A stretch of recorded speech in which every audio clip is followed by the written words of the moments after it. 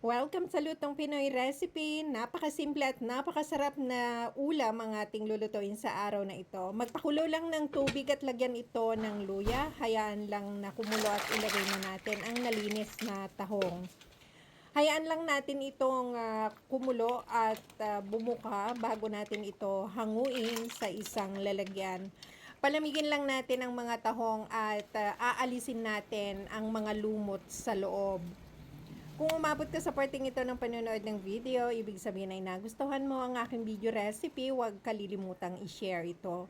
Maglagay ng mantika at magigisa tayo ng bawang at sibuyas. Isusunod natin ang laurel at ang siling pula.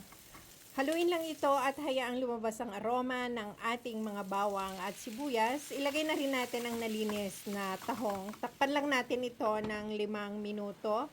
Pagkaraan ng 5 minuto, haluin at maglalagay tayo dito ng paminta. Isunod na rin natin ang soy sauce at oyster sauce. Mag-adjust na lang kayo sa lasa at maglalagay din tayo dito ng vinegar. Pagkaraang mailagay ang vinegar, wag muna natin itong hahaluin. Hayaan lang itong kumulo at pagkaraan ng mga 3 minuto, pwede na nating haluin ng ating napakasarap na ulam.